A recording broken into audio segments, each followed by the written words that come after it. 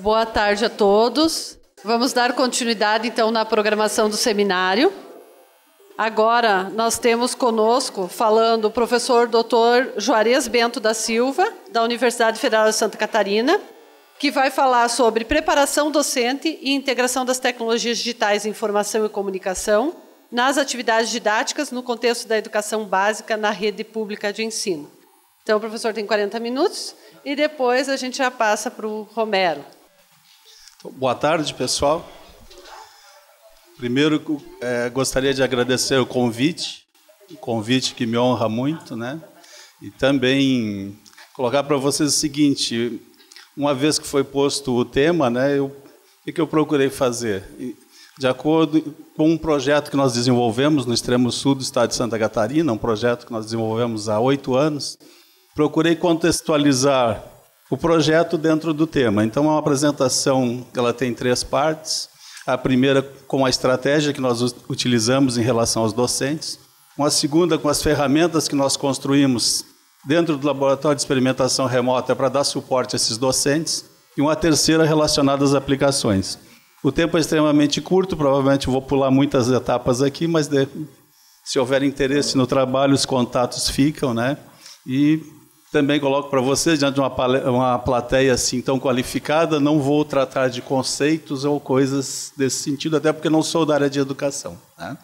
Vou falar da aplicação de fato, levando o projeto até a escola, né, dentro da visão nossa, dentro desse trabalho que desenvolvemos já há algum tempo. O Laboratório de Experimentação Remota, que é um grupo de pesquisa que eu coordeno, ele iniciou as atividades em 1997. Esse projeto iniciou em 2008 e, desde o início das atividades do Laboratório de Experimentação Remota, nós sempre trabalhamos numa linha. Produzir materiais de baixo custo, hardware e software de baixo custo, disponibilizar isso gratuitamente para quem quiser reproduzir. O hardware que nós vamos mostrar aqui está disponível para quem quiser reproduzir esse material. Os conteúdos digitais que nós produzimos estão livres. Ou seja, nossa meta sempre foi buscar a educação pública, da educação básica, iniciando, e também do ensino superior, ok? Então, o tema foi proposto, né? Vamos procurar seguir o tema. Já foi falado o porquê da questão das tecnologias, né? Eu não iria ler essa transparência, colocaria o seguinte: as tecnologias estão nas mãos dos nossos estudantes e dos nossos docentes.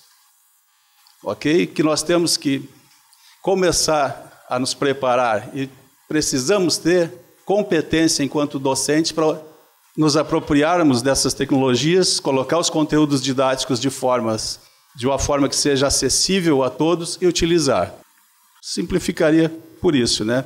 A motivação inicial do projeto, utilizando a experimentação remota, foi proporcionar aparatos técnicos para práticas, principalmente de física na educação básica, devido à grande carência em termos de infraestrutura das nossas escolas. Isso vai mais ou menos fechar o que nós vamos colocar. Os desafios. Infraestrutura física das nossas escolas, laboratórios de informática, internet, disponibilidade e também conectividade, número de computadores para uso dos alunos, são complicadores hoje quando se fala utilizar conteúdos digitais a partir das escolas, utilizar laboratórios das escolas. Na área pública, principalmente, mostrar alguns números ali são assustadores. E o outro lado, mais grave, inclusive, capacitação do docente. As habilidades no uso de computador, de internet, capacitação específica em relação ao uso das tecnologias para as suas disciplinas. Tudo isso se apresentam como barreiras. São barreiras que vão dificultando a integração da tecnologia na educação. Aqui alguns dados coletados, né, pelo censo de 2014, aqui eu coloquei Santa Catarina, Brasil, e os 2 municípios que nós estamos trabalhando hoje em termos de escolas públicas em Santa Catarina, Araranguá e Balneário Arroio do Silva, que ficam no extremo sul do estado. Então, percebe-se ali que metade das escolas não dispõe de laboratórios de informática. O restante é discurso, né? E aí o número de escolas. Acesso à internet, eu coloquei acesso à internet e banda larga. Estamos na metade ali também. E quando fala em banda larga, mapeamos, pelo menos nos 15 municípios que nós atuamos no extremo sul de Santa Catarina, apuramos o seguinte: escolas municipais 1 mega e escolas estaduais 2. Então, a banda não é tão larga, né? Então, é bem estreita, né? Então, número insuficiente de computadores para uso dos alunos. Aí é o número médio de computadores para uso dos alunos por escola no Brasil, 7,9. Se vamos para a área pública, percebemos turmas com 35 alunos, 40 alunos. Aí estamos falando de dados estatísticos de computadores teoricamente existentes, não funcionais. Em torno de 30% não estão funcionais. Ok? Disponibilidade de laboratórios de ciências, que é o foco maior do nosso grupo. 90% das escolas no nosso estado não dispõem de laboratório de ciências. E as que dispõem, esse é um dado estatístico. Uma das escolas que nós atendemos dispõe de laboratório de ciências. Porém, ele é um depósito, não é um laboratório de ciências. Está registrado como um laboratório de ciências. Então, de fato, não existe, né? Aqui, em relação à capacitação de docentes, isso aqui é uma pesquisa da CETIC, depois nós replicamos isso dentro do grupo que nós atuamos. 61% dos docentes afirmam que não cursaram disciplina específica sobre como usar computador e internet em atividades didáticas. Aí vai, eu não vou ler todo o texto, que aqui já me notificaram que vou ter que acelerar ao máximo, porque a apresentação é muito longa, e eu preciso apresentar as ferramentas para vocês e a aplicação de fato, que eu acho que é bastante interessante. Então, todos são dados bastante contundentes, né? Essa é interessante, né? 52% diz que os alunos dessa escola sabem mais sobre computador e internet que o professor. Ele se coloca na defensiva em função desse tipo de sentimento que ele tem. E aí começo, então, a apresentar a estratégia que nós passamos a utilizar no projeto que nós denominamos Projeto de Integração de Tecnologia na Educação. Okay? Projeto que estamos desenvolvendo em 2 municípios, com 4 escolas da rede pública de educação básica. Trabalhamos também com ensino técnico, uma escola, e trabalhamos com algumas de ensino superior. Aqui, hoje, eu vou abordar especificamente a educação básica, que foi a proposta do tema.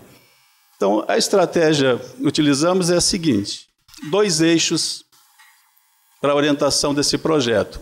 Um de capacitação dos docentes e um que nós denominamos experimentação remota móvel. Não sei se alguns tiveram contato com o conceito do que é experimentação remota, depois apresento. Os ícones aqui dos nossos patrocinadores, eles são recentes, não estiveram sempre aí. Nós conseguimos, a partir de 2014, reconhecimento desse projeto e aprovar alguns projetos perante a CAPES, né, com os GTs, né, com o CNPq, embora esse mesmo projeto ele foi apresentado 8 vezes no CNPq. O mesmo projeto. Ele retornou diversas vezes dizendo que isso não caracterizava a pesquisa. Dependendo do tipo de pesquisa que se quer fazer, não caracteriza mesmo, né? Então, eu argumentei que talvez trabalhar com educação básica não caracterize pesquisa mesmo, por isso que, não havendo pesquisa, a nossa educação básica é excelente, né? Então, nós conseguimos esses apoios, eles são recentes. Então, o primeiro eixo, que nós chamamos de capacitação, é um eixo formativo, que a gente trabalha a capacitação dos docentes em relação à tecnologia. Aí nós colocamos oficinas, uma série de atividades. E o segundo eixo é o de integração da tecnologia propriamente dita, que é feita com os docentes, usando toda a equipe do laboratório. Hoje nós temos, entre bolsistas, professores e outros colaboradores e voluntários, 35 pessoas com diversas formações, né? Formações, é um grupo interdisciplinar bastante interessante, né? Então, a integração se dá com conteúdos abertos online, acessados por dispositivos convencionais e móveis, mais para dispositivos móveis, devido à disponibilidade desses aparatos nas mãos dos estudantes, mesmo da rede pública, mesmo do ensino médio da rede pública, de baixa renda. Existe um número considerável de smartphones, esses aparelhos estão nas mãos dessas pessoas. E sequências didáticas, lá na frente, inspiradas em uma abordagem de ensino baseado em investigação. Isso vem por influência de parcerias que nós temos aí no exterior, uma delas é o projeto GoLab, que até Gostaria de deixar o link para vocês, que é muito interessante, vale a pena, né? Nós colaboramos com o projeto, nossos experimentos estão lá no projeto, faz parte do grupo de pesquisa que nós já integramos há algum tempo. Quando nós falamos de ações de capacitação, essas são as 4 escolas que nós atendemos, todas públicas, nós só trabalhamos com escolas públicas. Trabalhamos nos 2 grupos que pegamos 272 docentes, com abrangência de 3.240 alunos, esse é o nosso grupo de trabalho hoje. Okay? Um primeiro passo nessa capacitação é um curso semipresencial que nós disponibilizamos para esses docentes, 90 horas no ambiente virtual, 30 horas presenciais. Okay? Nós temos aí bolsistas do PIBIC Ensino Médio apoiando, então a ideia é que tenha bolsistas PIBIC nas escolas, e eles ficam à disposição dos docentes, nas horas que eles não estão em classe, esses estudantes de ensino médio trabalham junto com esses docentes, com os nossos bolsistas também na escola. Então a ideia é, porque o próprio aluno de ensino médio, se ele auxilia o seu docente no material, ele é um formador de opinião e ele é um validador do que o docente faz. Então essas horas presenciais são feitas com oficinas, com cursos e com atividades agendadas dos docentes nas escolas que eles trabalham, no que chamam de contraturno. Intervalo de uma aula para outra, o bolsista está lá, vai atender aquele docente. O que ele quer fazer? Vamos trabalhar geografia, vamos buscar conteúdos. Os estudantes buscam os conteúdos, trabalham com o docente, porque ao final do curso, para validar a certificação, ele tem que disponibilizar a disciplina que ele trabalha para os docentes no ambiente virtual e usar em aula. Não é cobrado assim o supermodelo, mas que tenha que cumprir. Okay? Na primeira turma, 26 docentes elaboraram e disponibilizaram de fato os conteúdos. Muitos iniciaram. Isso também a gente não se frustra mais com isso, né? De que tu parte com 150, 200 docentes e no final da história tu tem 10, 12 que efetivamente vão integrar e utilizar. Mas esse é um número excelente, porque ao utilizar, o outro vai ver que ele utilizou e o estudante vai cobrar. Nós tivemos um caso assim muito interessante numa escola, um trabalho que nós fizemos com a professora de física, criando experimentos com a professora de física, disponibilizando. O que aconteceu? Quando essa professora saiu em licença e foi colocada uma nova professora, os alunos foram até a diretora da escola e disseram o seguinte: se não usar os métodos da Marilúcia, nós não vamos entrar em sala, não queremos saber da professora. Então, é por aí, né? Então, a coisa tem que ir por aí. Então, esse curso recebe um certificado de extensão da universidade, colocamos em uma carga horária alta, que daí é um fator motivador, pode utilizar nas capacitações em termos de Estado. Tem que ser, né? É negociação de todos os lados, né? Por que é negociação? Hoje nós vamos ver a carga horária desses docentes e por que eles não deveriam estar se interessando em tecnologia, né? Aquele que vai é porque ele passa a dar conta. A capacitação é precedida por um diagnóstico. Nós colocamos no início do curso questionários, um baseado no TPEC, com 37 questões, adaptada do modelo original, e um de perfil docente.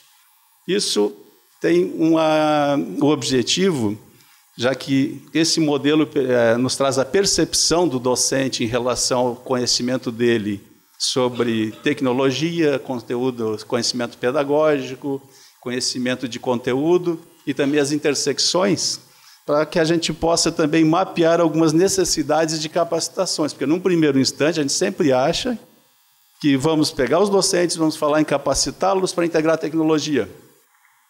Quando vamos começar a capacitar em relação a isso, percebemos a necessidade de que eles têm que fazer um curso adicional de PowerPoint, um curso adicional de como é que funciona a internet, do que é um dispositivo móvel, e daí nós vamos fazendo cursos pequenos, que são ações que vão complementando isso. Então, aqui no ambiente, os questionários.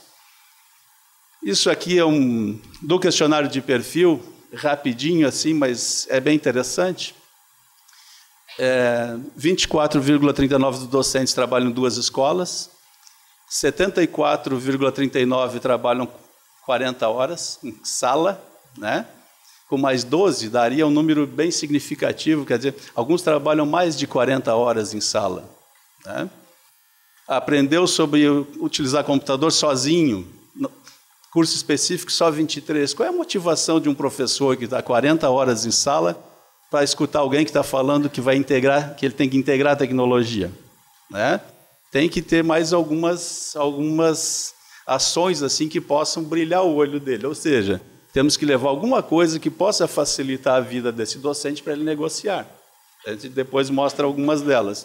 Aqui é um dado assim bastante interessante: dos 104 docentes da primeira turma de capacitação, apenas 2 docentes manifestaram que tinham cursado mestrado, nenhum doutorado.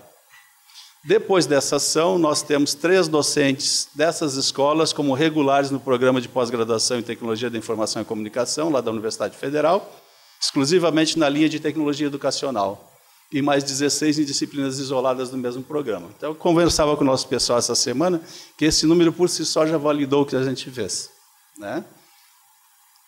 Até porque o pessoal não buscava um estrito senso, porque o Estado não tem nenhum tipo de benefício associado a isso, ou seja, ele não tem nenhuma vantagem, nenhum incentivo para sair de sala, ele tem que abrir mão de salário, e o valor da remuneração ele é irrisório. Então, como elas dizem, para me fazer o mestrado eu quero fazer, mas eu vou perder dinheiro, eu preciso dar aula porque eu preciso me manter, né? Também ali os mesmos dados, né? É interessante, né? 65,85% dos nossos docentes lá entrevistados que falta apoio pedagógico para o uso de computador e internet nas escolas. Pois, se interessar, eu tenho esses dados completos, vou passar. Aqui já mapeado o TPEC dentro das estratificado de acordo, né? E tem uma coisa que a gente sempre acha interessante: o conhecimento de conteúdo pedagógico, todo docente diz que tem bastante, né? Não vou questionar. Conhecimento tecnológico e de conteúdo, ou seja, inserir tecnologia dentro dos conteúdos mais baixos. Então, é nisso que a gente tem que investir. Okay? Aqui são capacitação que nós fazemos nas escolas, palestras, apresentando os recursos nas diversas escolas. Levamos esses docentes para a universidade num ambiente diferente, fazendo mini cursos e oficinas. Não só os docentes, nós fazemos oficinas com os estudantes também. Isso é muito importante, tirar o estudante da educação básica, do fundamental, do médio, e levar até a universidade para que ele comece a sentir o que é estar no ambiente universitário, porque também mapeamos isso em entrevistas. Em geral, essa turma, principalmente do ensino fundamental, ele diz o seguinte: quando chega no 5º ano, eu já estudei bastante, chega no 9º ano, eu vou parar, não vou... Mas é a universidade. Não, isso não é para nós. A Universidade Federal, Instituto Federal, não é para nós. Nossos pais dizem que isso não é para nós, isso é para quem tem dinheiro, não é do nosso nível. Então, o que tem que fazer? Trabalhar. Então, tem ações faz simulados, leva essa turma para lá, leva alguns casos de sucesso, alunos que saem da rede pública, ingressam na universidade, que saem para o intercâmbio, a gente leva até as escolas para que eles chegam naquelas coisas assim: eu estava aqui com vocês, eu consegui entrar na Universidade Federal, fiz o intercâmbio, fui lá para o Canadá, não sei para onde. Problema aí de autoestima violento, né? Que se refere à educação básica, tanto docentes quanto estudantes. Então, aqui são oficinas específicas de atividades bem direcionadas, né? Aqui é de um caso de docentes da educação infantil, de um ambiente de programação e robótica que nós estamos trabalhando com a pré-escola pública. É um caso assim, muito interessante, de um resultado... chega a ser emocionante os depoimentos das crianças envolvidas nesse projeto. Então, nós trabalhamos aqui praticamente 2 meses com os docentes, mostrando o ambiente que o grupo criou, que é simplesmente para a movimentação de um aparato robótico com vestido de cobra lá. Tem todo um enredo, uma história para a educação infantil bastante interessante. Aqui é a capacitação dos docentes, né? E um ambiente que nós criamos para que os docentes coloquem os seus conteúdos para disponibilizar para as suas classes. Então, esse é o ambiente deles, se chama de Intec Edu, onde todos os docentes do curso têm que disponibilizar a sua disciplina, abrir para os seus alunos em dispositivos móveis, para que eles possam acessar e validar o que ele está fazendo, senão ele não vai ser certificado. Então, aqui já são materiais produzidos por docentes, ok? Então, aqui, sempre com o apoio do bolsista, aqui tem um detalhe, né? Básico, né? Nós trabalhamos com tecnologia dentro do nosso grupo, embora tenha pessoal de pedagogia, psicologia, de diversas áreas, porém, tecnologia é ferramenta.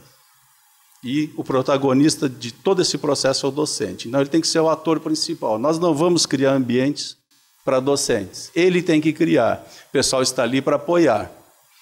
Eu não sei colocar aquela carinha ali, não. O bolsista vai te ajudar, mas tu vai colocar lá. Ele pode te ajudar no formato que tu quer, tu vai ter que fazer isso e disponibilizar.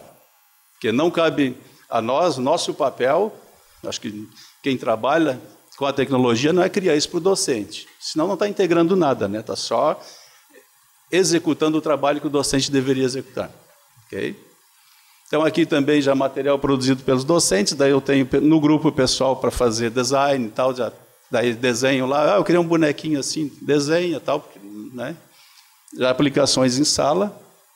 Aqui também material já produzido pelos docentes, nós auxiliamos na questão de planos de aula, também baseado numa determinada metodologia, tá? Para motivar os docentes e também envolver os alunos, o que é que nós montamos? Uma série de bancos de questões, do Enem, dos vestibulares, da Prova Brasil, inclusive todos separados por áreas, e deixamos isso para os docentes. Se é de língua portuguesa, daqui todas as questões já posicionadas no Moodle, com as respostas, é só anexar dentro do que tu queres para usar com os teus docentes, com os teus alunos. E promovemos também simulados com esses alunos para tentar estimular essa turma a sair dali e buscar uma posição melhor. Para o vestibular, tudo isso pronto no Moodle, vão lá, selecionam o que querem. Para cursos técnicos, isso aqui é uma escola retirada, propositalmente foi escolhida por estar numa região numa área de risco do nosso município, de baixíssimo poder aquisitivo, alto desemprego. O que acontecia? Entrevistando os alunos da escola do 9º ano, perguntava: o que vocês vão fazer? Eu disse: meu pai disse o seguinte, meu pai é pedreiro, ele disse que já estudou demais, agora tu vai me ajudar. O outro: tu vai me ajudar no caminhão, tem muito caminhoneiro por lá. E para as meninas: não, agora eu vou casar. 9º ano. Sim. Mas vocês têm que ficar atentos que tem um Instituto Federal que oferece aí cursos de ensino médio, onde vocês poderão pleitear uma profissão melhor. Mas isso não é para nós. No primeiro ano nós montamos simulados, ajeitamos aí um material para eles, kits com borracha, tal, água, transporte, né? E isso tudo às custas do nosso pessoal, não tem apoio, né? Isso tudo. Conseguimos 2 alunos que foram aprovados. No último agora, conseguimos 14, sendo que os 2 primeiros. Então, é o que eu falei lá. Qual é o problema? Oportunidade. Não tem ninguém mais capaz ou menos capaz. É uma questão de oportunidade. Dá oportunidade para essa pessoa, diz o que ela precisa fazer, tenta motivar que ela vai. Né? E como eles quando passam a acreditar, começam a ir mais além. Nós temos aulas de reforço que os bolsistas vão nas escolas para ministrar, ajudando os professores. Então, os bolsistas ministram essas aulas. Promovemos uma vez por ano o que nós chamamos de seminário integrador, com as melhores práticas. Aqui nós premiamos os docentes que a comissão escolheu como as 6 melhores práticas em classe, integrando tecnologia. O que acontece? Essa docente, né, pode ver que está bastante motivada, ela vai inspirar outro, e outros vão vir. Então, esses são os fatores de motivação que nós colocamos para tentar essa negociação, para ele pensar o seguinte: não, eu tenho 40 horas, mas eu posso fazer mais um pouquinho lá que vai ficar legal, vou atender meu aluno melhor. Né? Segundo passo é a integração da tecnologia. Na integração, aí vem o ferramental que nós construímos e disponibilizamos. Qual foi a lógica de construção nossa de ferramental? Baseado nas carências apontadas anteriormente, né?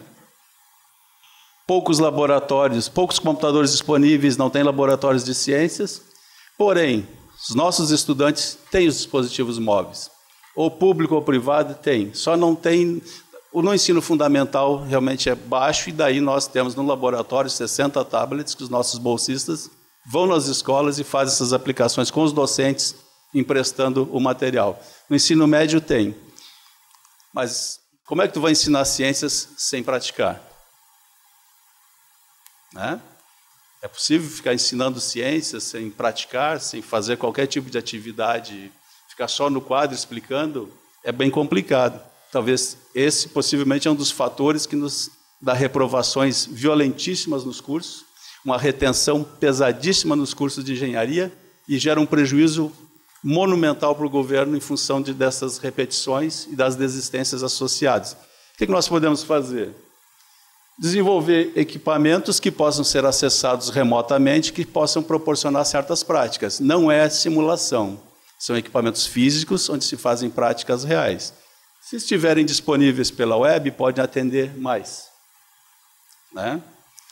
Então, daí nós trabalhamos o conceito, um conceito que até onde tenho conhecimento, iniciou com o pessoal da Universidade do Porto, que nosso parceiro desde 2001, 2002, a gente vem trabalhando com isso, chama-se experimentação remota móvel.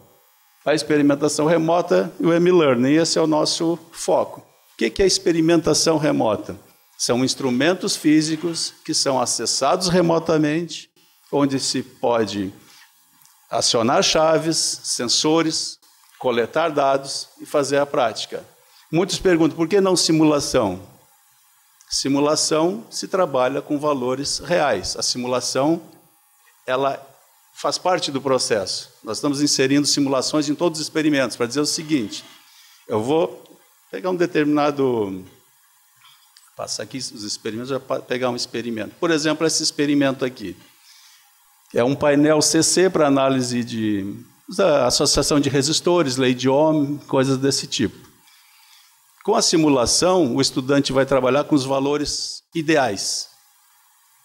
O valor da equação. A vida real é diferente, o experimento real é diferente. Aqui nesse dispositivo, né? A fonte é variável, os resistores são comerciais, ou seja, têm tolerâncias, os valores lidos são diferentes dos valores calculados. Então, o que se pede para ele? Tu faz a simulação e o cálculo, e agora tu entra via web com o teu dispositivo móvel e efetivamente faz a prática. Eu até coloquei um vídeo, funcionalmente é isso, né? Está tudo online, não estou com medo que não funcione aqui, eu ia me atrapalhar para abrir aqui, né? Até eu testei antes aqui. Então, ele pode ir mudando chaves de acordo com o circuito que o professor determinar. Ele vai acionando remotamente, vai fornecendo os dados, ele dá um feedback. É interessante que experimentos, ou qualquer aparato na web, dê um feedback para o aluno, não pode deixar ele no espaço, né? Ao final da experimentação, ele pode gerar um relatório, ou em PDF, ou em TXT, ou CSV, já é o relatório. E o que o docente faz? Deixa essa atividade lá no ambiente virtual. Espelho, tu vai lá e faz tem essas contas aqui de Kirchhoff, de lei de Ohm e tal. Pratica e depois me anexa o resultado do que tu fez com os valores e compara esses valores com o que tu calculou em aula ideais. Então, isso é um valor, isso é de fato uma prática real, né? Que é um outro experimento também bastante utilizado no ensino médio, se trabalhando com associação série paralela e mista usando lâmpadas. Esse é bastante interessante porque se trabalha a questão... Agora nós estamos implementando aqui um circuito de proteção com disjuntor para que ele provoque algumas situações que ele tem na residência dele. Tipo, se eu acionar uma sobrecarga, desarmo o disjuntor, daí tu vai rearmar remotamente. Então, esse experimento ele pode observar o brilho, daí tu pergunta, se eu desligar a chave número tal, como as lâmpadas vão se comportar em relação ao brilho, em relação à potência e tal. Então, isso são práticas que ele pode ir executando. Isso aqui é de um plano inclinado, né, que ele tem sensores de passagem a cada 10 centímetros na barra. Ele verifica o peso da esfera, a velocidade de passagem da esfera nos diversos pontos. Outro experimento também na área de condução de calor, barras metálicas. Então, são 3 barras metálicas. Esse aqui tem uma história muito interessante. A docente utilizava na escola uma vela, uma barra, um termômetro e um isqueiro. Ela não tocou fogo na escola, mas é o que ela usava. Daí nós Por que tu utiliza? Não, a escola não tem recurso algum, a gente tem que improvisar enquanto docente. Se nós fizéssemos um experimento remoto usando essa tua ideia, o que tu acharia? Tu utilizaria isso com os teus alunos? Tá. Só que daí, em vez de uma barra, nós colocamos 3 com materiais diferentes, gera gráficos, eles pegam gráficos, eles geram um relatório. Já estou acelerando, agora eu vou... Esse aqui nós usamos para aulas de ciências no fundamental. É um microscópio aqui. A docente queria trabalhar com sementes e folhas. Então tem um microscópio remoto, ela coloca a amostra, ele acessa lá, trabalha. Isso motiva bastante o estudante, motivou as docentes, hoje outros docentes. Vão me perguntar, vocês não fazem um microscópio que eu quero colocar formiga, mosquito? Fazemos. Não.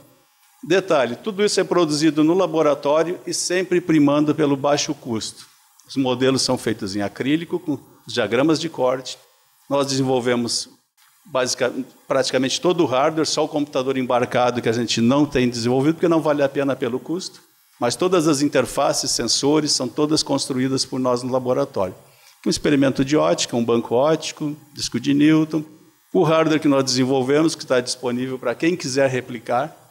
Se alguém tiver interesse em produzir um experimento, faz contato, mandamos os fotolitos, se quiser pagar o valor da placa, a gente manda replicar a placa, manda para a pessoa com os diagramas técnicos, manuais. Cada experimento nós disponibilizamos chamados guias de aplicações, onde tem 1 ou 2 exemplos do uso do experimento para o docente utilizar, manuais técnicos completos para quem quiser reproduzir, colocamos materiais no AVA, usamos o Moodle de apoio, né? E as tais sequências didáticas. Então, aqui são materiais gerados no projeto para apoio dos docentes. Aqui o AVA da segunda parte, não dos docentes, onde são os casos consolidados dos docentes que efetivamente estão usando regularmente, né? Aqui produzido por uma docente de uma das escolas de ensino médio, já utilizando o ensino baseado em investigação, usando experimentos e tal, né? Isso aqui inspirado no projeto GoLab, onde nós somos parceiros e que usa a mesma metodologia. Hoje, em termos de aplicação de fato, fora do contexto de capacitação, esse é o nosso universo. Nosso grupo é muito pequeno, tem poucos recursos, né, mas trabalhamos aí, esses são os números, 4 universidades, 5 escolas. Trabalhamos com cenários de aplicação no ensino fundamental, aí as turmas atendidas. Ok? Esse é o experimento que eu falei para vocês, do braço articulado robótico com o ambiente de programação. A única atividade que os estudantes têm que fazer é mover peças de um lugar para o outro aqui. Tem uma história que precede a cobra, por isso que ela é colorida, é Cora, o nome da cobra. Porém, tem um detalhe aqui. Não é possível fazer a programação com uma pessoa, com um só. São necessários 3 estudantes para efetuar esse trabalho. A ideia não é ensinar programação, e sim ensinar trabalho em grupo e colaboração. Aqui os diversos usos, né, de validação nas escolas. Aqui, de uma das escolas que estamos aplicando, bem pública mesmo, dá para ver, né? Isso é no Balneário Arroio do Silva. Aqui a docente já integrou nos planos de aula dela a utilização da experimentação remota, utilizando o material, e isso é uma aula regular dela. Tá? Por que do sucesso aqui? Exclusivamente pela docente. A tecnologia já estava lá. Tem que motivar e tem que acreditar. Ok? Mais 5? Dá para chegar. Detalhe interessante, né? Porque o aluno começa o trabalho, leva uma série de atividades para casa e faz no seu celular, e o docente acompanha, dá as notas pelo próprio ambiente. E uma coisa bem legal que os alunos disseram o seguinte: puxa, isso é interessante, porque eu vou para casa, resolvo o exercício, a nota sai no ato para mim. Isso me motiva a fazer mais e melhorar a nota. Tipo assim, o estudo compulsório, vai ter que estudar na marra, né? Tá? Os simulados, por aí vai, né? Aqui aplicações em classe, nas escolas, aí, com os docentes. No ensino superior, que não é o objetivo dessa apresentação, a gente tem umas parcerias fortes aí de algum tempo. Nós iniciamos no ensino superior, Muito dos grupos de pesquisa, que nós mantemos colaboração já há mais de 10 anos com alguns grupos, né? Com projetos como o GoLab, que eu sugiro que deem uma olhada, vale a pena, é muito rico. Aqui já os nossos materiais, todos os nossos experimentos estão disponíveis lá no GoLab também. Isso nos facilita essa parte de intercâmbio, a questão como foi colocada aqui, a gente consegue evoluir nisso, por quê? Pelas redes. Sem formar grandes redes, colaborações, a gente não sai do lugar, né? No ensino superior, nós temos uma plataforma adicional chamada Visir, né? Faz a experimentação remota já mais complexa, isso usando para cursos de engenharia. Ele coloca um protoboard virtual que, na realidade, ele chaveia dispositivos mecânicos e faz a prática real. O projeto... Esses são os parceiros, é um projeto que foi aprovado junto ao programa Erasmus, aí nós somos 12 consorciados e mais 12 parceiros associados. Então, é um grupo forte trabalhando. A ideia é que nós tenhamos, nos próximos 3 anos, em torno de 15 plataformas Visir no mundo, né? E interligadas. Daí a gente pode fazer esse compartilhamento de recursos e de práticas. Vocês são os nossos especialistas, parceiros e amigos que acessam ou usam até os experimentos em suas classes assim experimentais, nos ajudam a validar os experimentos, nos mandam questionários com observações, com auxílio. A gente vem trabalhando com essa turma há bastante tempo. Tivemos acessos até o dia 11 de 69 países ao nosso ambiente, né? Está por volta de 10 mil acessos desde 1º/9. Tem até um perdido no oceano aqui, né? Mas isso é das Ilhas Maurício. Não é uma casa, é que a ilha não aparece ali, né? Tá, então, as nossas metas aí para 2016, nós aumentar esse piloto, aumentar a escala. Nós estamos instalando 3 experimentos na Universidade Federal de Uberlândia para fazer instanciação e compartilhamento, né? O MOOC de capacitação docente, mas esse é bem específico. O mote dessa disciplina, que vai ser disponibilizada, desse curso, trata do uso de laboratórios virtuais e remotos na educação. Tem trabalhado nesse curso, a gente vai abrir, né? Também a questão da federação de laboratórios, a utilização aí de um piloto com alguns cursos de licenciatura em física da UAB, a gente foi convidado a fazer isso, né? E vai trabalhar.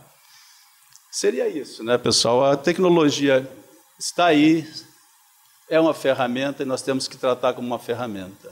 Qualquer tecnologia sem a ação das pessoas é simplesmente um monte de ferro sem fazer coisa alguma. Então, não substitui nada. A gente, enquanto oriundos da área tecnológica, como é o meu caso, das engenharias e também fiz administração, num primeiro instante, lá em 2008, quando iniciamos o projeto, a minha proposta era colocar experimentos nas escolas para ajudar a resolver o problema da falta de laboratórios, desprezando toda a vivência, né, expertise do docente.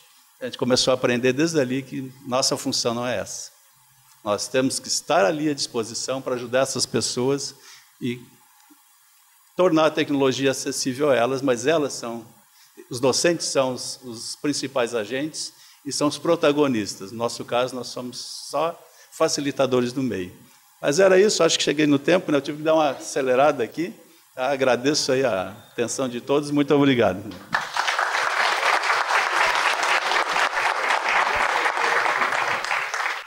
Parabéns, Juarez. Eu acho que quem escutou a fala de manhã da abertura, né? Eu acho que está bem de acordo com o que o John falou, né? Dessa questão, bom, a gente vai para o cotidiano, recolhe o dado, transforma a informação, produz conhecimento, e quando é que a gente leva isso para ver quais são as críticas e como é que a gente dá continuidade, né? Eu achei perfeito essa vinculação do ensino superior com o ensino técnico, médio, fundamental. Acho que a gente precisa muito disso. Eu vou chamar logo em seguida, depois a gente tem um tempo para discutir, né? O Romero Tori, que vai falar sobre aplicações da realidade virtual e realidade aumentada na educação superior. Romero é da USP. Boa tarde. Muito obrigado aqui à organização, especialmente ao Gilberto, pelo convite. Um prazer estar aqui. Bom, tema: realidade virtual e aumentada na educação. Aliás, parabéns ao professor Juarez, gostei muito do trabalho, mesmo usando realidade real. Quanta coisa bacana, né? Muito legal. Oi?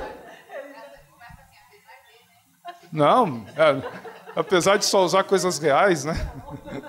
Mas ele fala o contrário, ele falaria o contrário, apesar de ser virtual, ainda funciona. Muito legal. E, bom, quem me conhece sabe que eu não costumo separar muito as coisas que parecem separáveis eu tento integrar, como o caso da educação à distância, educação presencial, sempre costumo ter algo em comum, ver o que há em comum entre essas duas modalidades, né? Tanto que eu cunhei o termo educação sem distância para falar disso, que o foco é eliminar as distâncias, seja com tecnologia, mas principalmente com metodologia, porque a tecnologia, como também o professor Juarez já comentou, é uma ferramenta, é uma mídia, é um meio, e o meio sozinho não tem a capacidade de fazer nada, né? Ele apenas transmite aquilo que a metodologia, o docente, projeta, né? Então, agora eu faço a mesma coisa com a questão do real e do virtual, né? Porque realidade virtual, eu mesmo costumava falar que realidade virtual é um termo esquizofrênico. Não sei se vocês concordam com isso, né? Vocês concordam? Realidade virtual, como é que pode ser real e virtual ao mesmo tempo, né? Bom, depois de eu começar a trabalhar com os colegas da área de design, da área de comunicação, eu comecei a mudar meus conceitos, né? Então, esqueçam o que eu escrevi, certo? Sobre a esquizofrenia do termo realidade virtual. Na verdade, realidade não se contrapõe à virtualidade, elas convivem. Então, o virtual é algo real também. Parece estranho isso, eu vou tentar mostrar para vocês como que o virtual também é real, né? Como pode isso, né? Na verdade, o virtual que nós chamamos de virtual, que eu vou começar tentando explicar para vocês o conceito mais filosófico do termo virtual e do termo real, né? Então, na filosofia, como já escreveram vários autores, e um que popularizou isso foi Pierre Levy, com o seu livro O que é Virtual, né? Então, deixa eu ver se está... Como é que está aí? Vamos ver. É a tecnologia.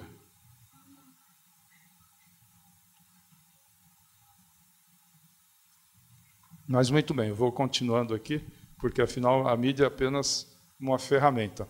Então, a gente tem o real e tem o virtual. Só que o virtual, então aqui, deixa eu ver se passa só para... a gente tem o que se chama de realidade, né? O que, se você colocar alguns elementos virtuais nessa realidade, você passa a ter a realidade aumentada, e se você tiver uma predominância de virtual, então você teria a realidade virtual, né? Esse é o conceito mais tradicional de se falar sobre isso. Mas eu vou mostrar hoje que as coisas se integram mais do que dessa forma, tá? Então, mas antes disso, vamos ver um pouco uma breve história da imersão, porque realidade virtual tem tudo a ver com imersão, né? E não é algo que é tão atual assim como às vezes pode parecer, né? Como o marketing pode fazer parecer.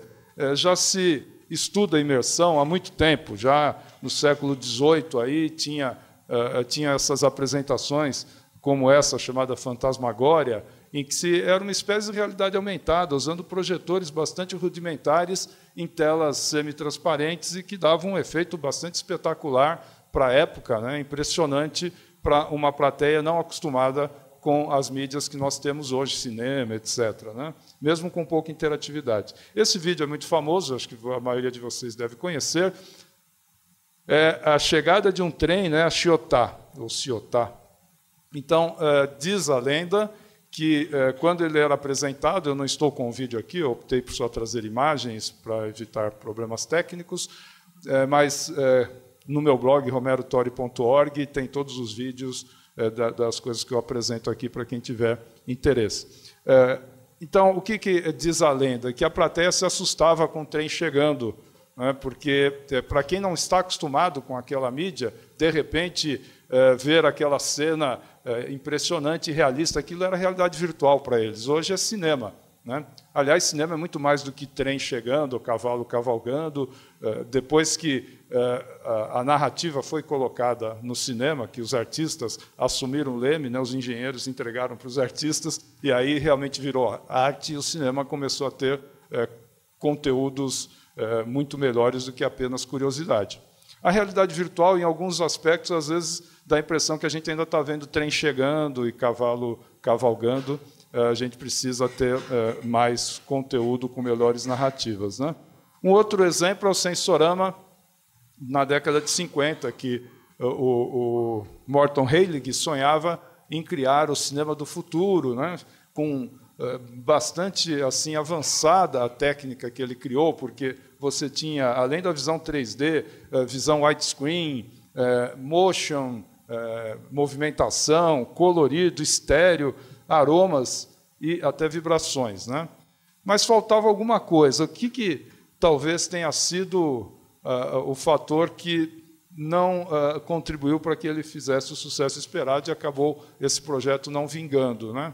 O que vocês acham que seria algo que precisaria ter para realmente esse sistema ficar mais interessante e mais bem sucedido? Tem uma coisa aí que está, uma palavrinha aí que está faltando em todas essas daí. Como? Interação, né? Então, tem um monte de coisa, mas é tudo passivo. Quer dizer, você vai ter aquela parte da curiosidade, que é interessante, mas depois daquilo já não tem tanta... perde um pouco o interesse, né? Se você não... E é uma experiência assim, de curiosidade mesmo, né? De distração e tal. Esse daqui não é o mais recente lançamento do Google, mas é uma patente que foi criada pelo próprio Morton Heilig, que criou o Sensorama. Ele já vislumbrou essa que ele chamou de Telesphere Mask, né? Na década de 50, ele já tinha, então, patenteado esse dispositivo aí, né? Que hoje já é um grande sucesso. A espada de Damocles, né? É um experimento bastante interessante, feito por Ivar Sutherland em 68. O que de importante ele mostrou aí, que está na essência do sucesso do Oculus Rift, do Cardboard, que eu vou mostrar para vocês. O que tem de espetacular nisso aí? Ele conseguiu, pela primeira vez, mostrar a possibilidade da telepresença, da pessoa se situar em outro local, porque até então ninguém tinha feito um experimento dessa forma, né? E o que é essa espada de Damocles, ou Damocles? É um dispositivo, né, que é solidário à cabeça, é preso à cabeça do sujeito que está passando pelo experimento, e à medida que ele se move, a câmera que está acoplada, ou as câmeras, no caso por ser estéreo, acopladas a essa estrutura, se movimentam exatamente como se movimenta a cabeça dele. Isso dá uma imersão no outro ambiente que ele está observando. No caso aqui, o telhado, elas saem pelo telhado e ele consegue observar a rua à medida que ele movimenta a cabeça. Tá? Por que é diferente você movimentar a câmera com a mão, por exemplo, para observar, tipo um periscópio, ou movimentar com a cabeça? Vou mostrar já o que modifica, qual que é o segredo aí para a questão da imersão, né?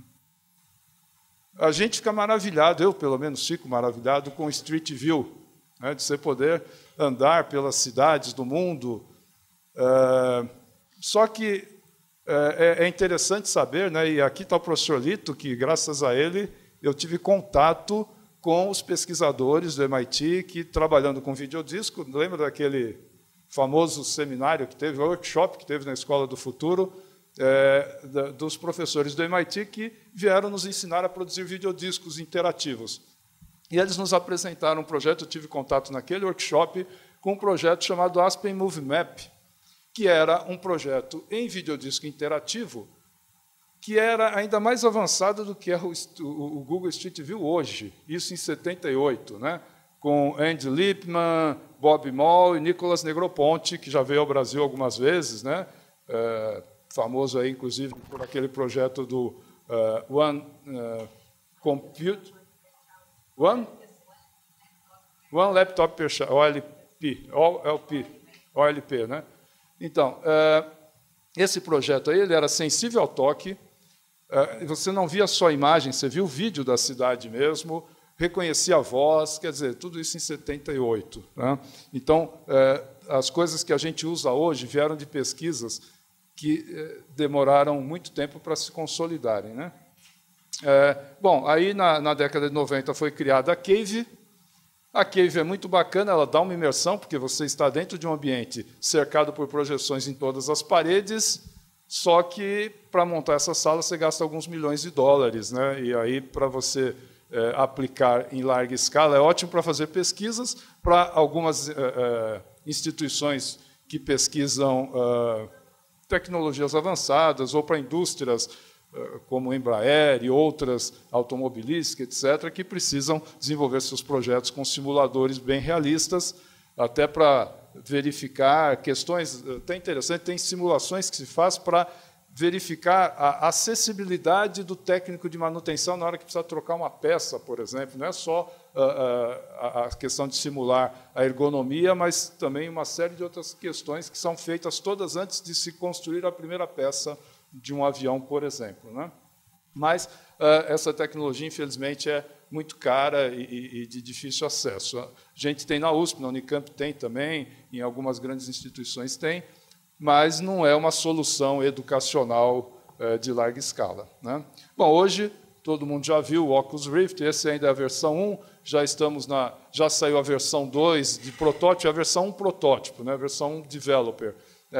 A versão 2 já saiu, agora está saindo este mês a versão de venda mesmo, que vai ser comercializada por $699, ainda caro para os nossos padrões, ainda mais com o dólar no preço em que está, mas é assim um avanço enorme na acessibilidade da tecnologia de realidade virtual, antes restrita a caves ou capacetes caríssimos, né, que a NASA usava e algumas empresas usavam para você ter a imersão. Né?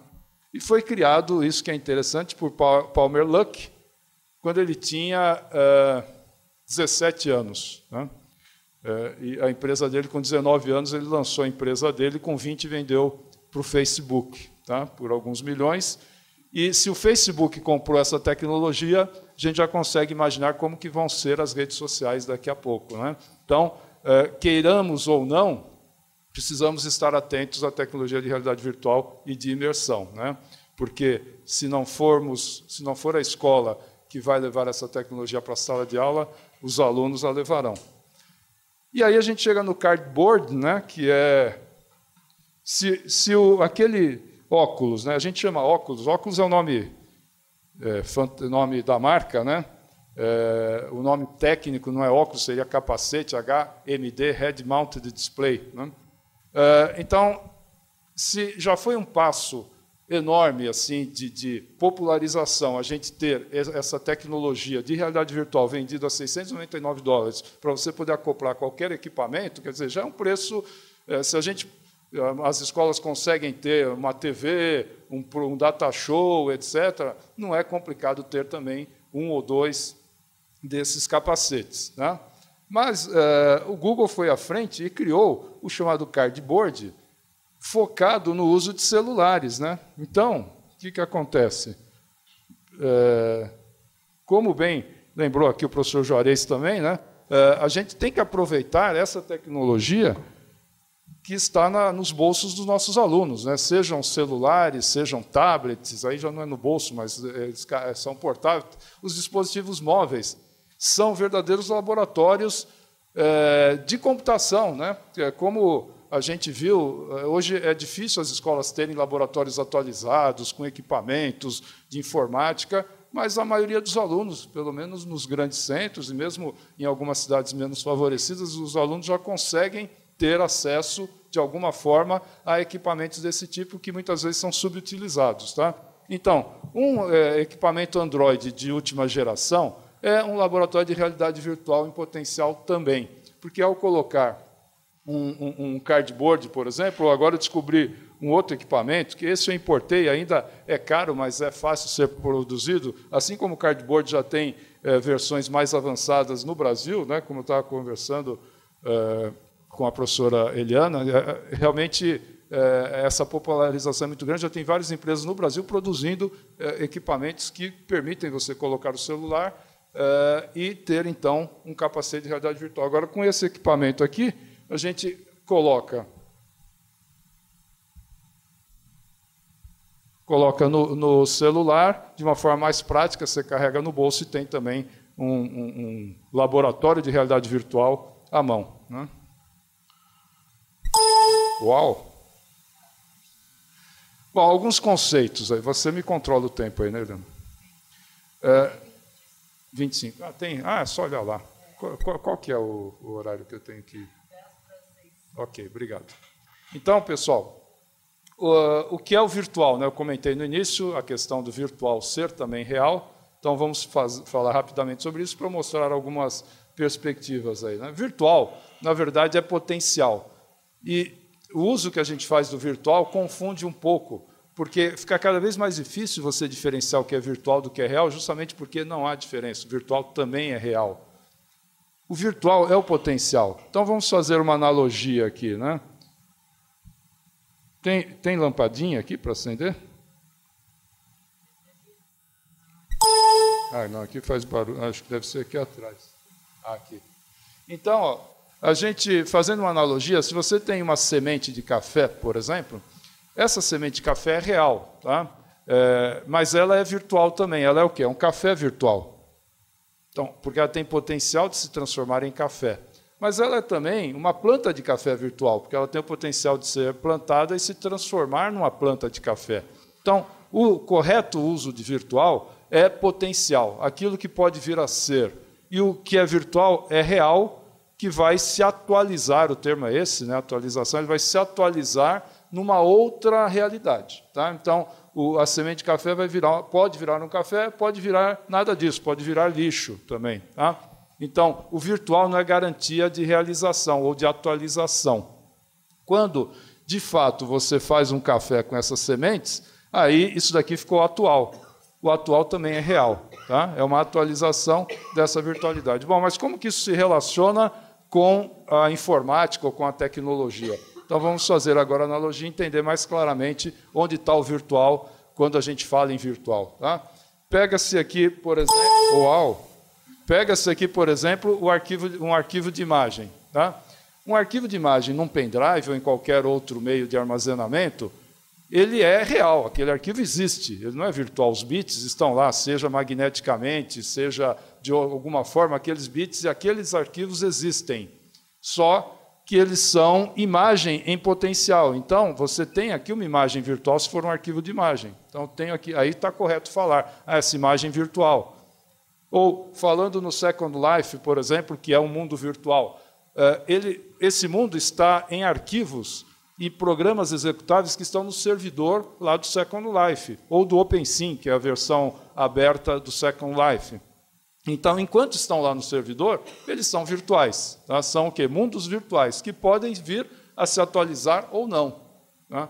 Quando aquele mundo se atualiza, ou quando aquela imagem se atualiza, como aqui, por exemplo, eu tenho uma imagem impressa, não posso dizer que aquela imagem é virtual, ela é real, é papel real, com tinta, e você vê a imagem. Então, ela se tornou real. Ou uma imagem projetada, como aqui. Tá? Quando eu projeto a imagem, não posso ter preconceito, porque a projeção é feita com luz, ou com luz incidente, ou com luz reflexiva, ela vai ser mais real ou menos real que a outra, ela é uma imagem real.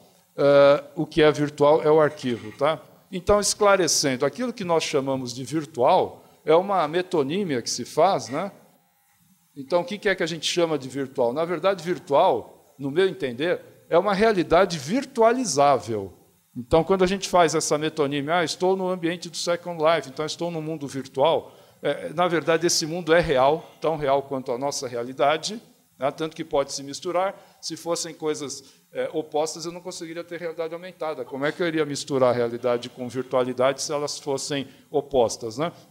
Então, o que nós chamamos de virtual é uma realidade virtualizável que pode ser atualizada e suprimida, aí que é o segredo legal, em tempo real, sem geração de resíduos materiais. Então, eu consigo desligar o meu mundo virtual e tudo se destrói, mas é guardado em potencial e pode ser atualizado em outro momento. Né?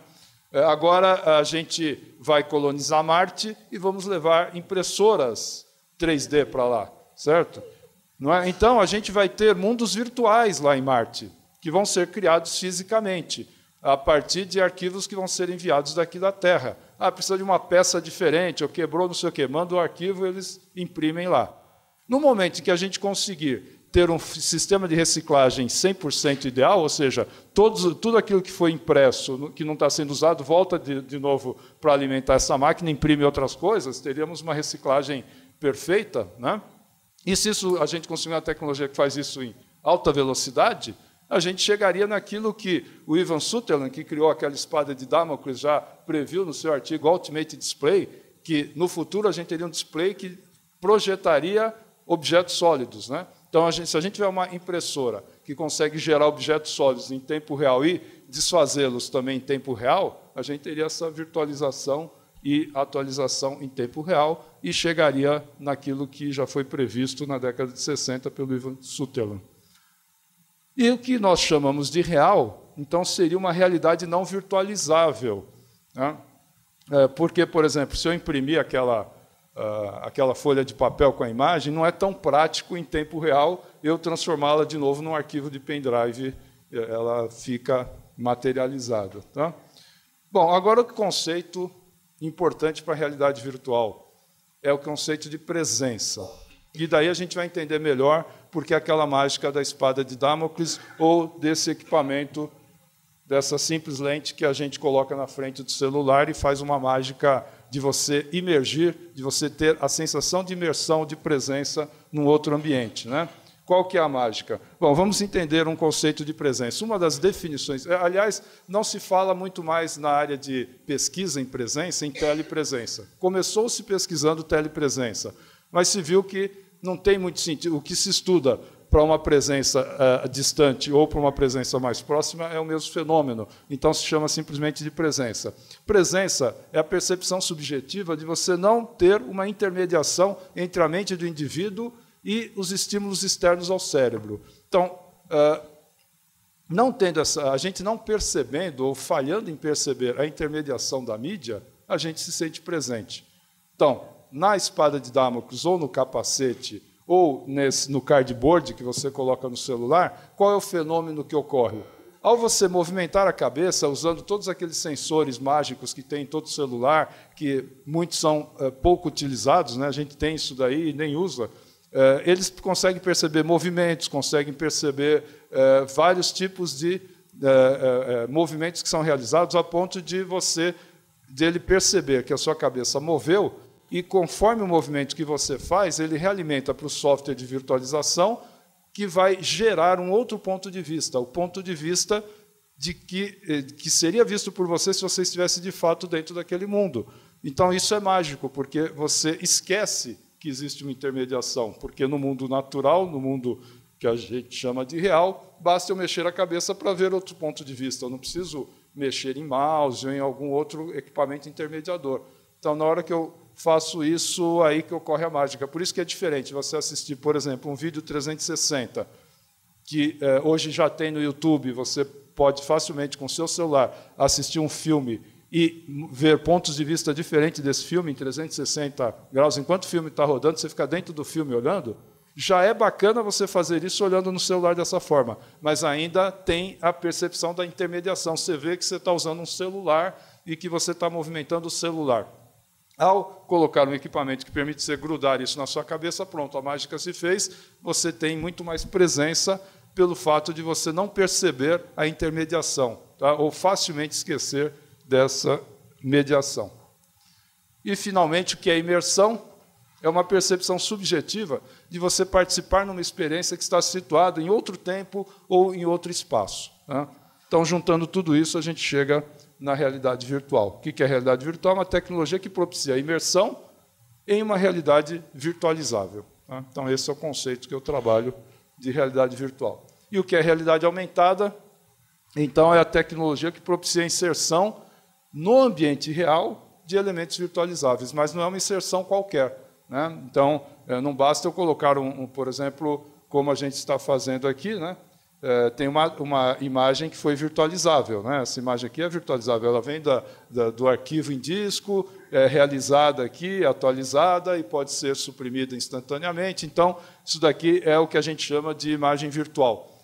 E ela está misturada ao mundo real, só que isso não é realidade aumentada. Qual que é a diferença para você ter realmente realidade aumentada? Não basta você colocar alguma coisa virtual no espaço real. O que tem que ter para que seja realmente realidade aumentada? Como? Tem que ampliar aquela realidade de uma forma consistente com a realidade. Então, tem que haver consistência com essa realidade, tem que ter uma continuidade. Não pode ser algo... Por exemplo, em qualquer lugar da parede que eu projetar essa imagem, não vai mudar nada. Agora, se aqui fosse, por exemplo, a projeção de uma janela integrada ao ambiente, que passasse a fazer parte do ambiente, aí seria uma realidade aumentada, porque eu estou modificando o ambiente, né? Exatamente. Eu posso mudar toda a paisagem aqui de um ambiente, mas tem que haver uma integração. E tem que haver também interatividade, tá? Então, aquelas instalações artísticas de videomapping, que é um tipo que usa a tecnologia de realidade aumentada, né, para projetar em edifícios, mudar a fachada, dar uns efeitos bem bacanas, mas aquilo, tecnicamente, não é realidade aumentada, porque falta uma palavra-chave que vocês já mencionaram quando eu perguntei lá da diferença da máquina do Sensorama, que não é realidade virtual, porque falta interação. Então, ou interatividade, melhor, eu prefiro usar a palavra interatividade, porque interatividade é a possibilidade de interagir. Interação é o ato de interagir. Então, quando você tem interatividade, você tem a possibilidade daquilo interagir. É algo que é interagível. Bom, não sei se é isso, mas tem interatividade, certo? Agora, interação é o ato de interagir. Então, eu posso ter algo com interatividade sem nunca ter interagido com aquilo, mas eu olho e sei que tem interatividade. Então, uma realidade aumentada tem que permitir a interação, tem que ter interatividade. Algumas novas tecnologias que vêm por aí relacionadas à realidade virtual e realidade aumentada. Então, isso daqui é o HoloDesk, que é uma pesquisa da Microsoft, que não é o HoloLens, tá? Que eu já vou mostrar.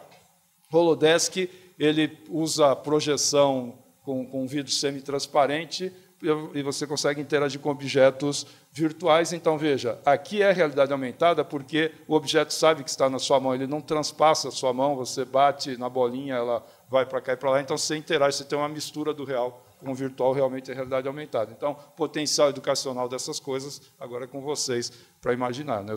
Eu e o professor Juarez somos engenheiros e a gente fornece a tecnologia para que vocês façam as mágicas com seus alunos aí. Esse daqui é o Virtuix Omni, que é um exemplo de várias tecnologias, várias startups que estão surgindo para dar suporte à tecnologia de realidade virtual, que, como eu já disse, vai estar aí nas redes sociais, nas escolas, nos videogames, em todo lugar. Então, é uma oportunidade para outros dispositivos. Com esse dispositivo aqui, você consegue caminhar para qualquer lado. Imagine, você pode passear dentro do mundo virtual sem sair do lugar fisicamente, mas andando nesse mundo virtual, né? Esse daqui é o HoloLens, que está sendo lançado pela Microsoft, que usa uma das tecnologias de realidade aumentada, que é diferente do Oculus Rift, que é de realidade virtual, que não é imersiva, porque a realidade aumentada não é imersiva, uma vez que ele traz o virtual para o ambiente real, onde você já está, por natureza, imerso. E, para isso, existem várias técnicas. Uma delas é essa chamada Optical See-Through. Optical See-Through é uma lente semi-transparente que permite você ver o mundo real, mas ela projeta elementos virtuais que se misturam. Então, quem está com esse óculos vê os elementos virtuais misturados. E um trunfo da Microsoft é o Minecraft, que ela comprou aquele jogo chamado Minecraft. Nós, adultos, não conseguimos entender qual é a mágica por trás disso, né? Mas, primeiro que a gente sempre achava que jogos tinham que ser cada vez mais realistas, né? Aí, de repente, vem algum maluco lá e dá um downgrade e faz coisas só baseadas em cubos, né?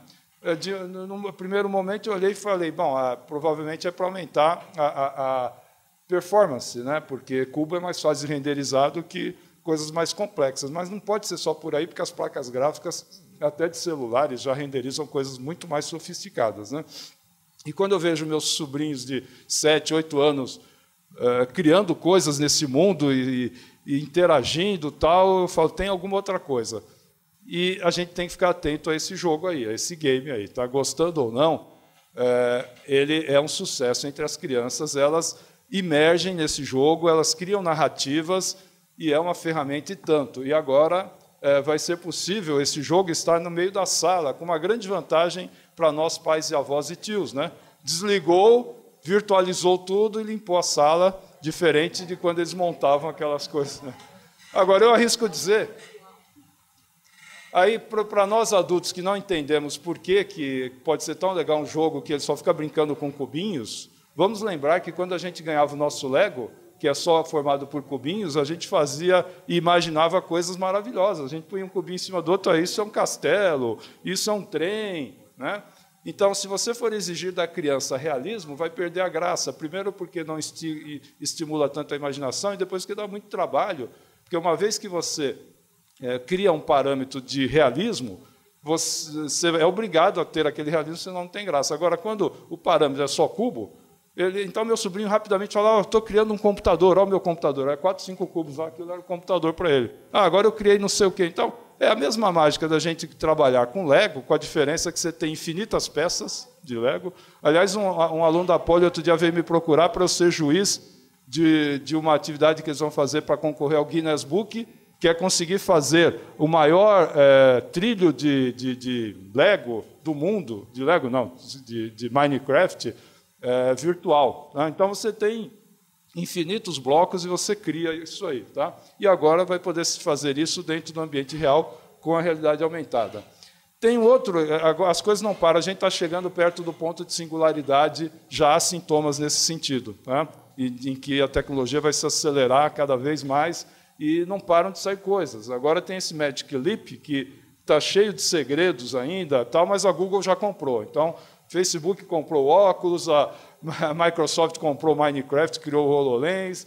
Então, vamos ficar atentos também a isso aqui. É um outro sistema de realidade aumentada que eu desconfio que é parecido com o do HoloLens, mas eles não abriram muito. Já tem patentes, tal, mas é envolto em segredos aí. Tá? Bom, aí tem o papel de parede virtual, que é uma folha de papel, mas que, na verdade, é uma tela de TV, que você cola em cima das superfícies, então dá para fazer realidade aumentada.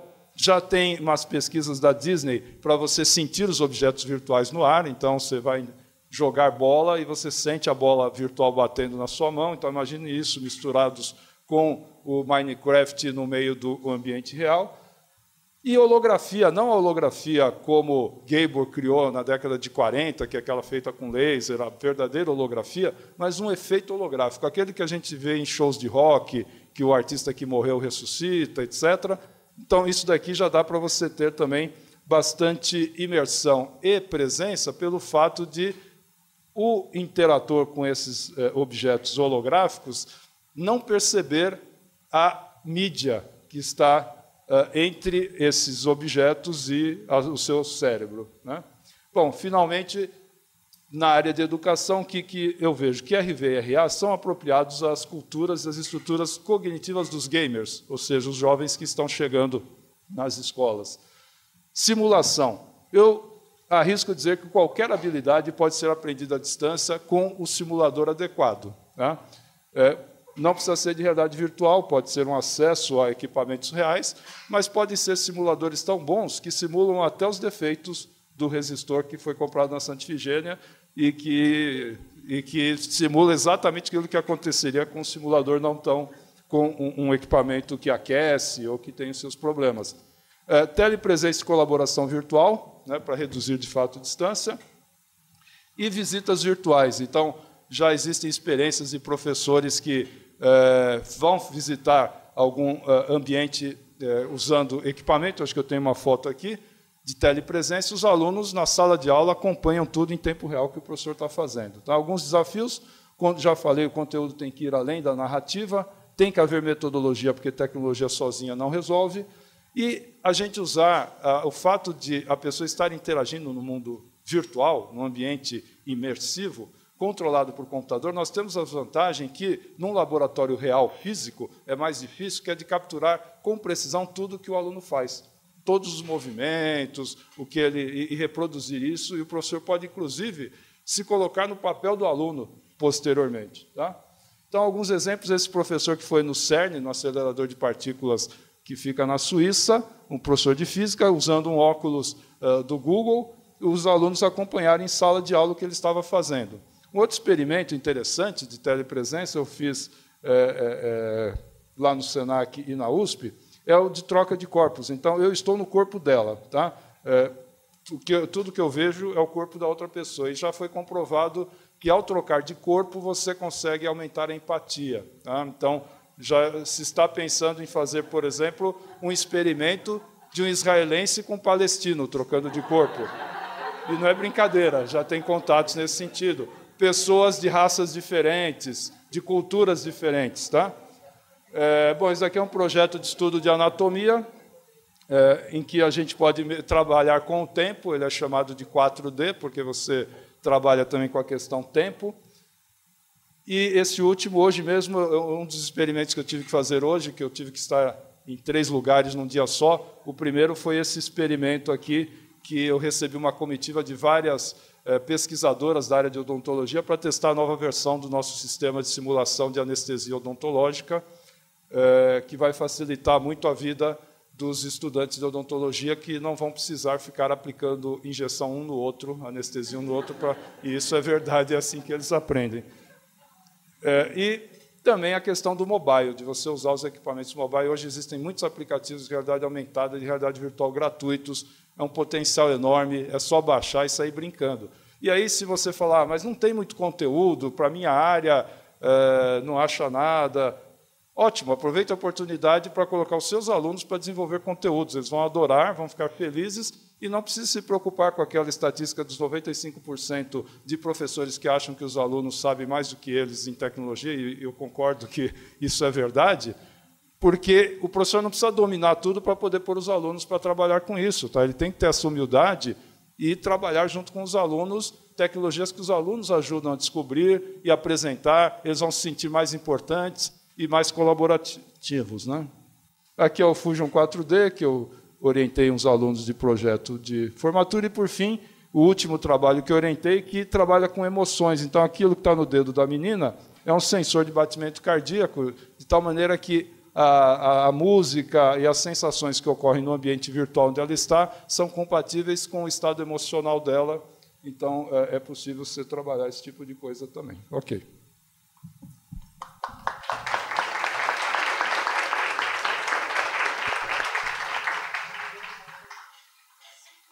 Obrigada, Romero. O que eu mais gostei de tudo que você falou foi o teu início, quando você disse assim, que o virtual também é real, né? Porque mas perfeitamente, né? Porque nossas pesquisas não existiam. Não existiam. Tu constrói um avatar, tu constrói um mundo 3D, tu vive nele, tu faz um monte de coisa, aquilo não existe, o tempo que tu ficou lá dentro, né? Então, é real, só que possui uma realidade de outra natureza, que não é física, não é átomo, mas é digital, virtual. Exatamente. Né?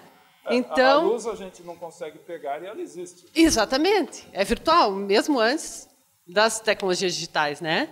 E eu estava me lembrando aqui, quando tu disse, esqueçam tudo que eu falei, eu escrevi um livro sobre telepresença em 2009. Né? Lá se foram 7 anos. Então, muita coisa evoluiu nessa área e fantástico, né? Você sabe que, para mim, isso é uma cachaça também, né? E eu sempre gosto muito de lembrar do Castells, né? O sociólogo espanhol, que ele fala da virtualidade real e não da realidade virtual, né? Que é justamente o oposto da realidade virtual, a virtualidade real. Então, eu acho que é isso. Né? É incrível que aqui na mesa, na verdade, a gente tem 2 engenheiros, é isso? Ou tu é da administração? É engenheiro também? Administração. E eu sou da informática. Então... Mas a maioria é educador. Mas todo um programa de pós-graduação em educação. Então, realmente, eu acho que esse é o nosso grande desafio. Porque, por exemplo, todos os equipamentos, como tu bem trouxes aí os óculos ainda, né? E eu estava falando do bi de abelha, binóculos do Paraná, que custa R$150, não estou fazendo propaganda, nem conheço eles, mas comprei um para minha filha de Natal e muito legal, né? Que também tu usa com dispositivo móvel. Né? Ainda é complicado, né? Como é que tu pensa, e nós conversávamos, eu, o professor Lito e o Marcos, né? Como é que você pensa em uma aula com 30 alunos, cada um com óculos, trabalhando com realidade virtual? Mas aí entra as questões que o professor José Armando Valente colocou. Você tem estações, você tem rotações, você tem outras possibilidades de organização desse espaço de aprendizagem hoje.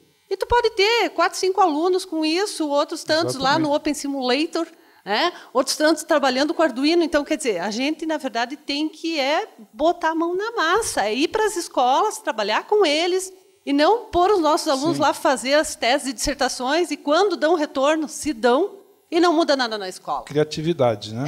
E é o que o professor falou, eles demandam. Eles começam a demandar coisas, e aí você vê o que é o mundo lá mesmo da escola, é chão de escola, né? O outro dia me perguntaram, quando eu apresentei uma palestra similar, mas na minha escola nem todos os alunos têm celulares de última geração, etc. Eu falei, bom, na minha época nem todos tinham bola, mas tinha um aluno que era o dono da bola, que levava e todo mundo se divertia, né? Perfeito, é isso aí. A gente tem um tempinho para questões ainda? Não tem questões? Vantagem de ser o último. Alice. Alô? Oi. Não, vou fazer um comentário da tecnologia e metodologia, né? Acho que agora, com as tecnologias e com os dispositivos móveis, você, de fato, tem que mudar a metodologia. E o que a gente vê na escola continua sendo as salas de aula, né? Que parecem... se a gente for comparar, se a gente for pegar um pouco o Foucault no Vigiar e Punir, é exatamente igual uma cadeia, né? Então, assim, são os cubículos onde eles ficam enfileirados. Então, é muito, muito comum você encontrar salas de aula tecnológicas que um aluno está atrás do outro, né? Então, continua a mesma metodologia usando a tecnologia.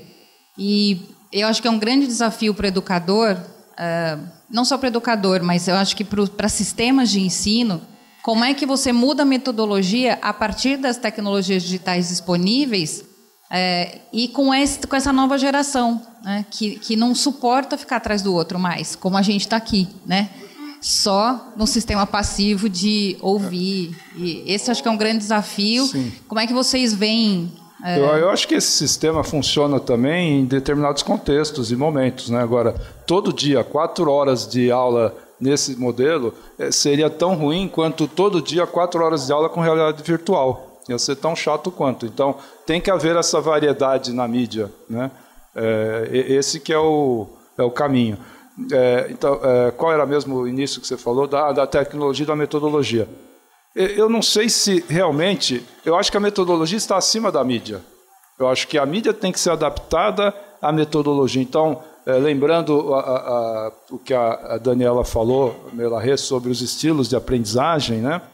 Os estilos de aprendizagem, eu acho que eles podem funcionar num ambiente real, num ambiente virtual ou num ambiente de realidade aumentada. Uma vez que a gente aceite que o virtual também é real, eu posso ter as mesmas técnicas aplicadas num Second Life, por exemplo, algum tipo de atividade que eu faria numa sala de aula, de repente pode funcionar lá, se bem adequada. Eu acho que a mídia, o que ela faz, ela pode atrapalhar se ela for inadequada.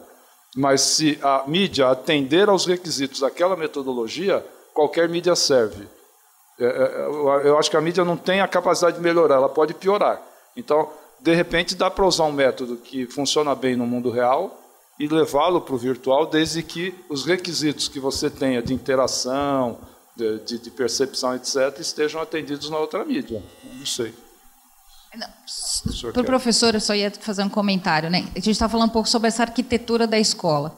Interessante que, apesar de Santa Catarina ter um baixo índice de computador por escola, o IDEB dela é um dos mais altos do Brasil, né? Por isso que um bom ensino ainda... É isso, professor? Não, é exatamente isso. Estando lá, nós estranhamos, né, em função da nossa realidade, mas também nos dá um motivo para pensar no restante do Brasil, né? Que nós encontramos.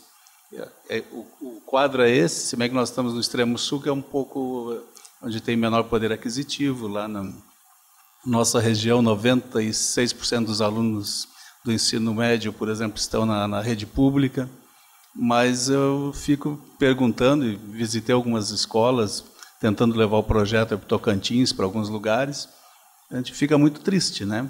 Porque é muito pior do que o que nós encontramos lá.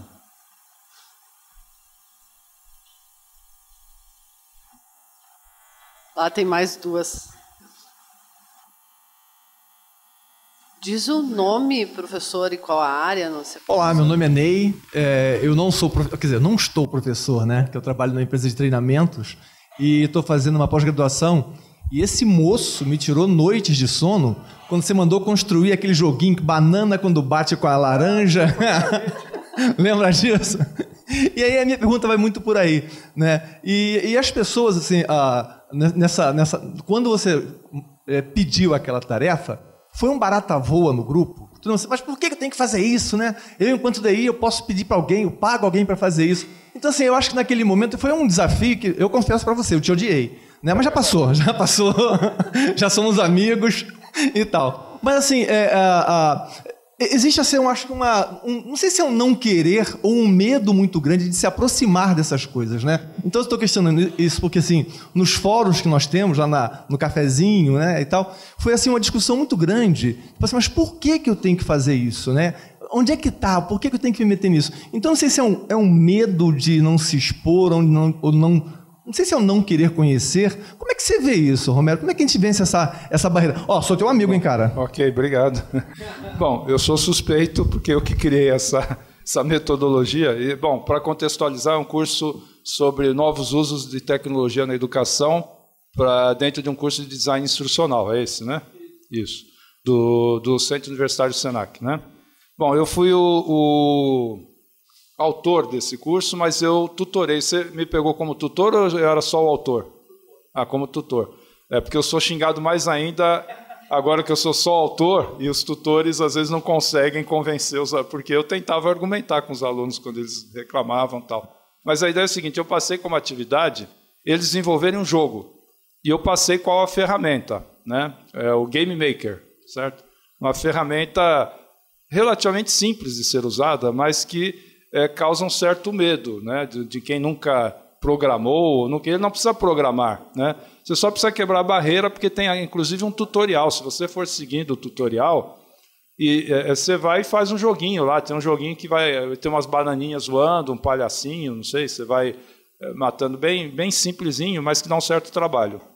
O que eu quis criar com isso foi quebrar uma barreira que existe entre muitos professores e a tecnologia. E vocês, como designers instrucionais, vocês não precisam, claro, vocês como designers vão contratar as pessoas certas, mas vocês precisam ter a vivência um pouco com essa ferramenta para sentir até o que é dificuldade, o que dá, o que não dá para fazer, etc. Mas ver que é possível, quando você quer, você usar qualquer ferramenta tecnológica. Basta querer ou ser obrigado a, né? Mas a ideia era só familiarizá-los. Então, eles ficavam com medo, achando que eu ia avaliar a qualidade do jogo, que tinha que ser uma coisa muito sofisticada, mas não, só queria que vocês passassem por essa experiência para quebrar um pouco o paradigma. Mas, pelo jeito, foi... Você levou quanto tempo para fazer o joguinho lá? Nossa, a próxima pergunta, vai. Mas valeu. Obrigado, viu? Oi, boa tarde, eu sou Fátima, sou professora de História do Instituto Federal de São Paulo, dou aula no Vale do Ribeira, na cidade de Registro. E eu queria primeiro parabenizar o professor Juarez e a sua iniciativa, né, de construir esse projeto, de levar a ciência, né, de uma maneira interessante para lugares onde isso é impossível. Montar um laboratório de física, química, biologia é muito complicado. A questão que eu acho que precisa ser colocada é como divulgar esses projetos e como disseminar essas experiências, né, entre os professores mesmo. Porque se eu estou aqui, eu acho que eu sou uma das poucas representantes do ensino médio. Eu acho que aqui temos muitos acadêmicos, pessoas que estão fazendo mestrado, doutorado, né? Eu acho que eu devo ser a única historiadora, né? E por que isso não chega com mais facilidade aos professores, né, das escolas públicas brasileiras? Eu acho que a tua iniciativa é muito legal, eu já vou disseminar isso para os meus colegas, falar, não tem laboratório, mas vem, os moleques têm tudo celular, a gente vive brigando que eles estão usando o celular durante a aula. Então, assim, por que não usar isso, né, já que a gente não tem um laboratório, a gente tem que construir essa ponte, né, entre a universidade e a escola. Os colegas não sabem que tem isso. Bom, Diria o seguinte: primeiro, que nós somos muito incompetentes em mostrar, né, e dar visibilidade ao que a gente faz. Isso é sabido, né? A gente se preocupa muito, enquanto pesquisador, em fazer as coisas. No nosso caso, sempre tem a metodologia de pesquisa é o seguinte: nós vamos aplicar e vamos fazer isso sempre no local, não vamos pedir, se for possível pedir recurso, vamos pedir, se não for possível, vamos fazer do mesmo jeito, né? Vamos fazer do mesmo jeito, vamos seguir as nossas diretrizes de baixo custo. Esses experimentos que eu mostrei, o valor médio, eu mostrei 10 experimentos, o valor médio deles é R$ 2.600. Isso pode ser aplicado, mas a gente realmente é muito incompetente em mostrar. Esse projeto ele tem mais visibilidade no exterior do que aqui. Nós recebemos uma série de convites para apresentar esse projeto fora, porque pessoas de lá viram algumas publicações e nos convidaram.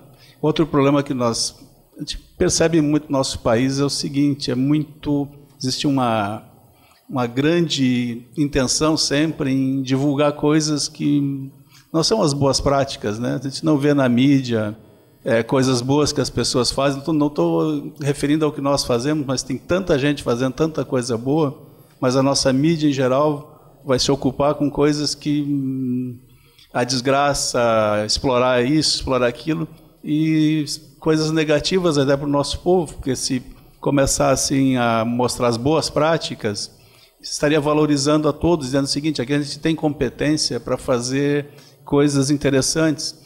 E só encerrando, assim, para não expandir isso, eu recebi esse recado de um grande amigo meu em Portugal, que disse o seguinte: quando eu questionei sobre a apresentação desse projeto num evento lá na Europa, que eu queria fazer as experimentações online, né? Ele disse: não, traz o vídeo. Eu disse: não, nós vamos fazer. E se travar, nós vamos fazer. Daí eu coloquei isso, ele ficou meio assustado. Daí eu perguntei: mas tu acha que o nosso projeto aqui é um projeto interessante, o pessoal vai gostar? Ele disse: olha, eu fico impressionado com vocês brasileiros. A baixa estima que vocês têm. Se alguém convidou vocês para vir aqui, é porque isso já vale, é isso, né? Então é nessa linha, né? A gente precisa aprender, né, a apresentar as coisas, valorizar o que os colegas fazem, colocar isso em evidência. Outros vão ver esses bons exemplos e vão fazer. No nosso caso, até a professora ali falou antes, o nosso sonho nesse projeto, que a gente vem lidando com ele desde 2008, é que talvez um dia possa transformar algum tipo de política para a área pública. Isso é só um sonho por enquanto, né? Mas parabéns aos engenheiros. Acho que essa visão para ajudar a educação é fantástica. A gente precisava, como educador, né, como formado, né, na licenciatura, na educação, se apropriar dessa habilidade que vocês têm de inventar as coisas, né? Mais alguma questão? Não? Qual é o nosso teto? Tem que parar já, Gilberto? Acabou? É isso? Encerrou mesmo? Então tá bom. Cabe a mim fazer isso? Então tá. Agradeço a presença de todos. Espero revê-los amanhã, logo mais. E tenham todos uma boa noite.